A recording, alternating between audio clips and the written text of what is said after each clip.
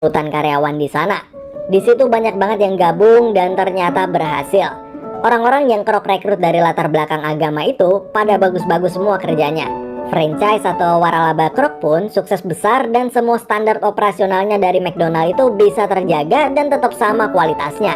Nah, dari situ Krok pun dapat pelajaran bahwa kunci sukses dalam jalanin usaha adalah rekrutmen yang baik.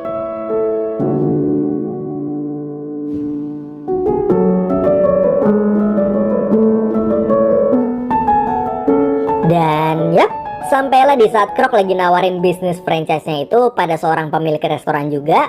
Kemudian dia bertemu seorang perempuan cantik, perempuan yang pandai main piano, dan yang terpenting perempuan itu juga punya ambisi yang sama si Krok.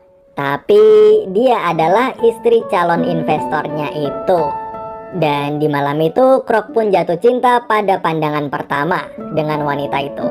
Dan singkat cerita, Krok lagi ngalamin masalah operasional franchise-nya nih guys. Dia kehabisan dana. Dan setelah diteliti ternyata biaya operasionalnya gede banget daripada presentase keuntungan yang dia dapetin. Akhirnya Krok pun nelpon si Dick dan minta negosiasi ulang buat naikin keuntungannya si Krok itu dari cuma 1,4% jadi 4%. Tapi ditolak sama Dick. Karena Mac dan Dick sendiri aja cuma dapat 0,5%, sedangkan si Krok itu 1,4%. Mac dan Dick ngerasa bahwa Krok udah dapat gede banget, yaitu udah dapetin 3 kali lipatnya lah dari yang Mac dan Dick dapetin. Krok pun mulai frustasi karena pinjamannya di bank udah nunggak 3 bulan gak bayar nih guys. Jadi intinya di situasi kayak gini si Krok itu emang sukses bisnis franchise-nya. Punya 3-5 cabang McDonald dan semuanya rame dan semuanya standarnya tetap kejaga. Omsetnya pun tinggi, cuman ternyata pas diteliti pengeluarannya pun juga tinggi. Jadi bisa dibilang bisnisnya ini nggak sehat. Dan saat Krok lagi puyang itu, maka datanglah seorang konsultan yang nawarin ke Krok sebuah perombakan bisnis. Konsultan itu lalu ngejelasin bahwa McDonald's bukanlah bisnis restoran, tapi bisnis properti nih guys. Jadi nantinya orang yang mau buka franchise McDonald's bakal bayar uang sewa tanah dan bangunan awalnya ke si Krok. Maka dengan begitu Krok pun bakal dapat uang segar di muka, dan tiap tahun pun Krok bakalan dapat terus duit sewa tanah dan bangunannya juga. Jadi diubah nih guys konsepnya. Sebelumnya investor yang mau buka McDonald maka mereka bakalan cari tanah sendiri atau bahkan buka McDonald di tanah mereka sendiri. Tapi sekarang udah nggak perlu lagi, Krok udah nyiapin tanahnya, jadi investor tinggal ngasih duit aja buat ngebangun McDonaldnya dan buat bayar uang sewa tanah itu ke si Krok. Akhirnya Krok pun setuju dengan saran dari konsultan itu, dan Krok pun mulai ngebangun perusahaan baru bernama Franchise Realty, atau kurang lebih artinya adalah bisnis properti berbasis franchise. Kan ada bisnis properti yang konsepnya perumahan, ada properti apartemen, properti kantor, dan lain-lain ya guys. Nah kalau si Krok ini konsepnya franchise restoran.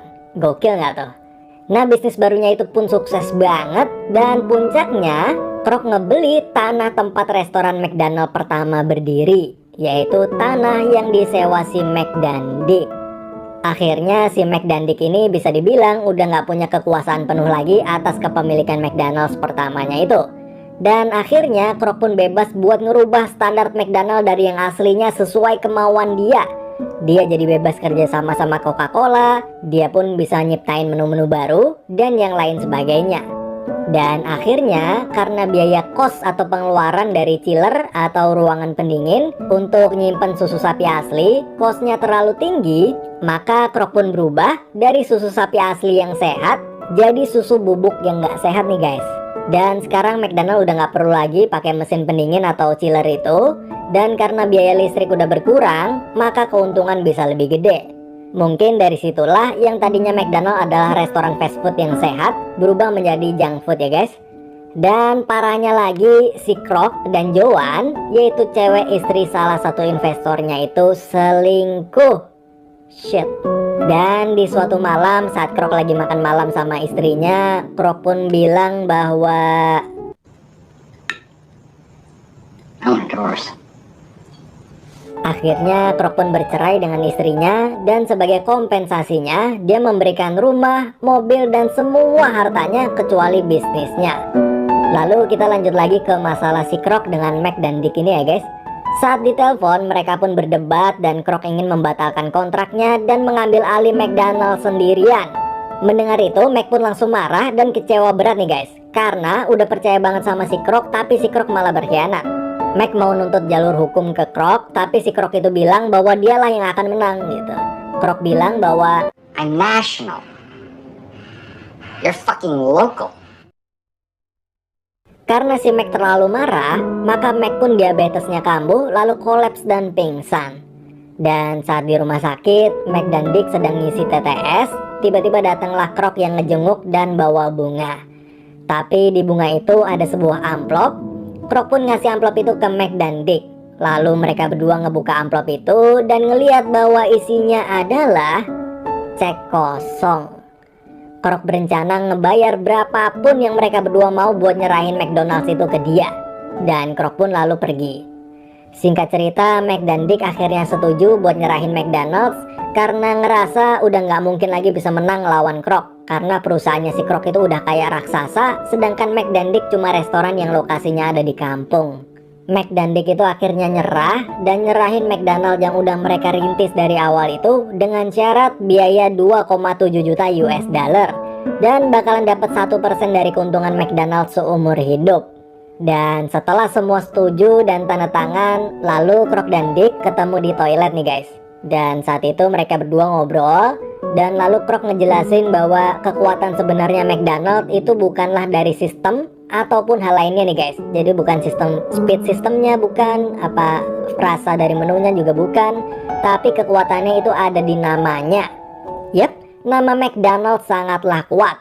Dari awal bisa aja Krok mengcopy sistem fast foodnya McDonald's dan buka restoran sendiri. Tapi dia mikir bahwa nggak akan ada orang yang mau makan di restoran yang bernama Krok.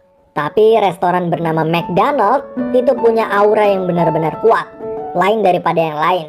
Nggak perlu nama burger ini burger itu, tapi cukup dengan nama McDonald's aja, maka semua orang bakalan tahu bahwa itu adalah tanda kejayaan Amerika. Si Dick pun lalu berkata bahwa dulu di hari saat pertama kali Mac dan Dick ngajak Krok masuk ke McDonald's buat keliling ke dalam, itu adalah hari penyesalan mereka berdua. Mereka nggak nyangka bahwa Krok bakal nyuri McDonald's dari tangan mereka sendiri. Dan di akhir film diperlihatkan bahwa Krok dan Joan sudah menikah dan hidup bersama. Dan Mac dan Dick bersaudara kini diusir dari nama McDonald's yang mereka bangun sendiri. It'll be alright.